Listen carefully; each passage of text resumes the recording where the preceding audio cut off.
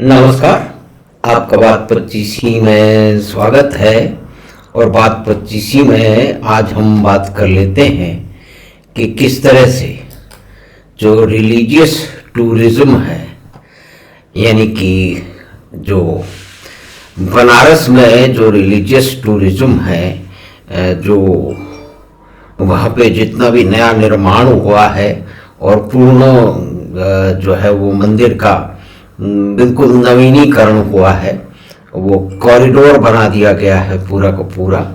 और उसके बाद में जिस तरह से वहाँ पे सैलानी बढ़ते जा रहे हैं, रिलीजियस टूरिज्म जो बढ़ता चला जा रहा है, वो 2022 के आसपास बोलते हैं कि 7-8 करोड़ का हो गया।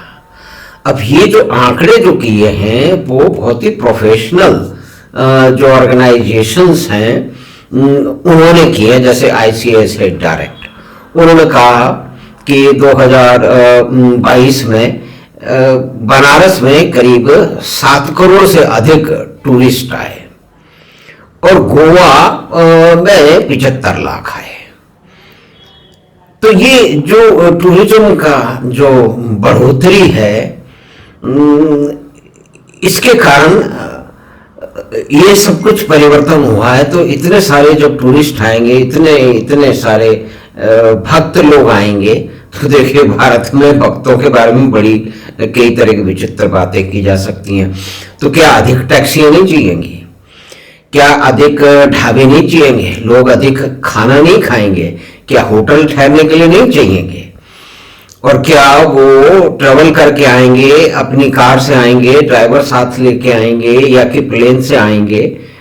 वो सब सारी की सारी चीजें नहीं होंगी। लेकिन हमारे यहाँ अजीब अजीब किस्म के विमर्श चलते रहते हैं, जो कि खुल मिला करके विमर्श नहीं है, वो एक प्रोपेगेंडा है, वो एक ideologically created and politically device जो है ना, एक नॉइज सिस्टम है, जो कि एक विशेष प्रकार की परिस्थिति को, परिवर्तन को लगातार गाली देने का उनका एक सिलसिला है।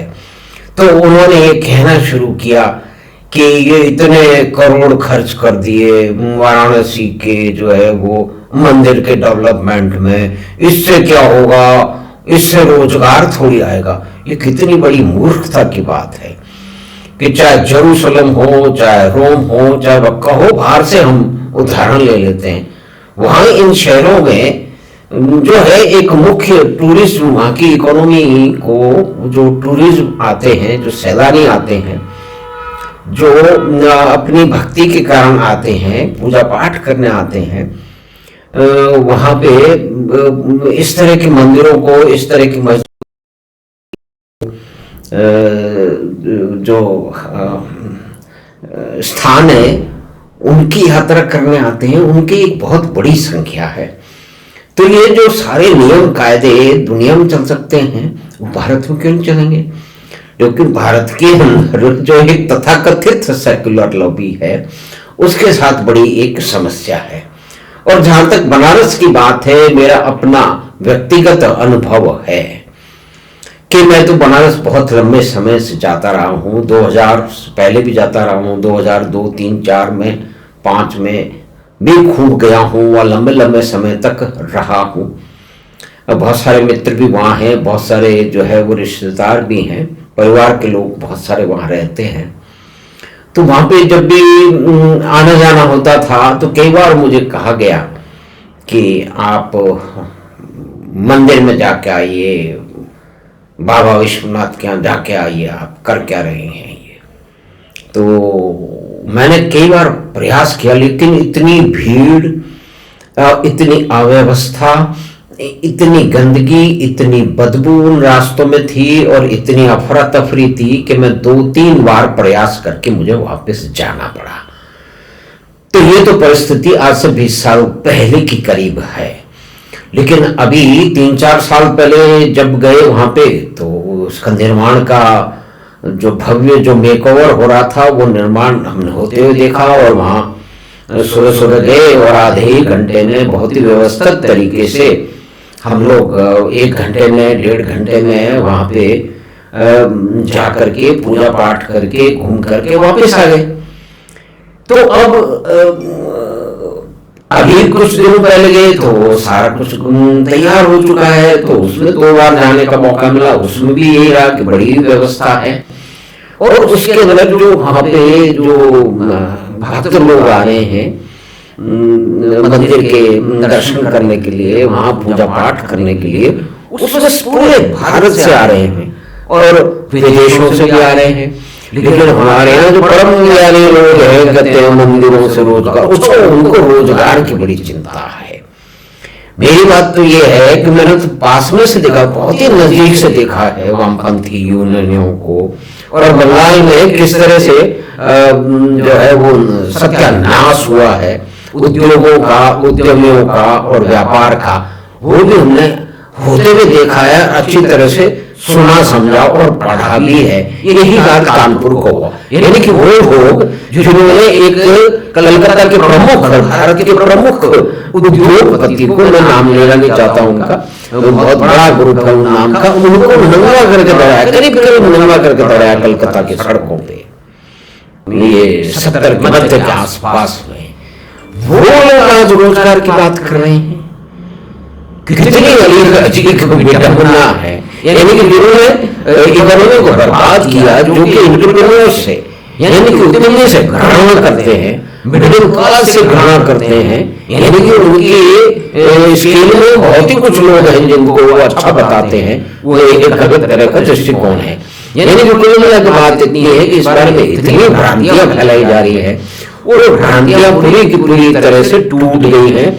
और जिस तरह से वहाँ पे जो है वो टूरिस्ट का, भक्त जो का आना जाना लगा हुआ है, और किस तरह से वहाँ पे रोपवे भी शायद चल रहा है ताकि फास्ट तरीके से जो लोग हैं वो मंदिर में जाके दर्शन कर सकें और वापस भी जा सके। कुछ लोग आते हैं कि जल्दी से उनको वापस जाता है तो स्टेशनों की तरफ चले जा सके।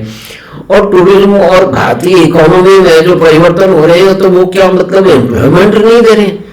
आज परिस्थिति है कि भारत के कारण अमेरिका, इंग्लैंड और फ्रांस की जो एयरक्राफ्ट मैन्युफैक्चरिंग इंडस्ट्री है, वो भारत को धन्यवाद दे रहे हैं कि भारत की प्रगति में 1500 से अधिक विमान आने वाले हैं अगले 2-3 साल के अंदर। तो ये सब टाटाज हैं, इंडिगो हैं, दूसरे एयरलाइंस है, ये क्या फालतू में है किसी राजनेता का या पार्टी का मीमांसा करने के लिए, उनकी पूजा पाठ करने के लिए मंगा रहे हैं? कहीं वो हार्ड कोर बिजनेसमैन हैं, उनको पता है कि इसकी जरूरत है। भारत में जिस तरह से तरक्की हो रही है, परिवर्तन हो रहे हैं, एक जो है $1 ट्रिलियन की इकोनॉमी 3.7 के आसपास पहुंच चुकी है, और वो कहा जाता है कि कुछ ही समय में 4-5 साल में वो तीसरी बड़ी इकोनॉमी बन जाएगी। तो ये सारी चीजें आपस में जुड़ी हुई हैं। यानी कि कुल मिला के बात ये हुई है कि ये जो नारेबाजी है, ये जो ढकोसलेबाजी है, ये जो प्रपंच का प्रचार है, एक तरह का कुप्रचार है, उसमें कोई दम नहीं है।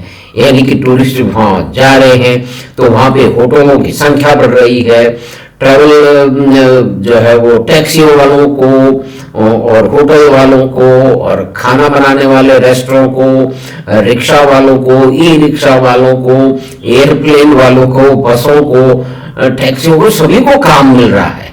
तो इस आंकलन के हिसाब से ये बताया गया है कि बनारस में जो सैलानी आ रहे हैं, जो टूरिस्ट आ रहे हैं, भ्रमण करने के लिए आ रहे हैं, उनके कारण वहां की इनकम करीब अलग अलग क्षेत्रों में उसमें बड़ा सब्सटेंशियल जो है वो परिवर्तन आ गया है।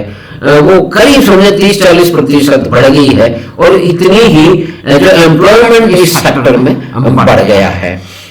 लेकिन हमने जो चिल्लाने वाले लोग हैं, जो हमेशा ये कहते रहते हैं देश लुट गया, बिक जाएगा, बर्बाद हो जाएगा, वो सही आकलन नहीं कर रहे। उनको एक रुडाली संगीत और रुडाली जो गीत है, रिडाली सुनी में वो उसी तरह का गाते रहेंगे, वास्तविकताओं से उनका कोई अर्थ मतलब तो है नहीं। तो हमने बातचीत की रिलीजियस टूरिज्म की, जो कि सामने हो रहा है, बनारस में हो रहा है, हम सब लोग जानते हैं, और कुछ कुछ थोड़े थोड़े हिस्सों में मैंने खुद होते हुए देखा है। 20 साल पहले बनारस की गलियों की, सड़कों की, ट्रांसपोर्ट की क्या व्यवस्था थी, मंदिर की वहाँ क्या व्यवस्था थी, किस तरह का अफरा तफरी और गंदगी और बदबू का माहौल रहता था, वो कितना बदल गया है। लेकिन यहाँ हमें ये नहीं भूलना चाहिए कि 1955 या 56 में कोई मिडिल ईस्ट से बहुत बड़े कोई शाह आए थे, उनके लिए इस बनारस के मंदिरों पे कपड़े चढ़ा दिए गए थे ताकि उनकी मंदिरों पे नजर न पड़े और उनका धर्म भ्रष्ट न हो जाए। तो ये एक बहुत बड़ा परिवर्तन है। उस बात को आप देख लीजिए, कितना समय हो गया। वो 55 के पास में गए थे तो 45 साल तो ये हो गए और 25 साल तो ये हो गए थे, यानी कि 70 साल पहले और आज में बहुत ही बड़ा परिवर्तन है। तो धन्यवाद, नमस्कार। हमें आशा है कि छोटी सी बातचीत, जो कि रिलीजियस टूरिज्म, जो सैलानी आ रहे हैं बनारस में घूमने के लिए, उनकी के कारण वहाँ की इकोनॉमी में, वहाँ की अर्थव्यवस्था में, वहाँ के रोजगार में किस तरह का परिवर्तन आ रहा है। तो हमें आशा है कि ये छोटी सी बातचीत आपको पसंद आई होगी। तो आप चैनल बात 25 को सब्सक्राइब करें और लिंक अपने मित्रों और परिवार के साथ साझा करें। हम आपसे फिर मिलेंगे बात 25 की अगली बात में। धन्यवाद।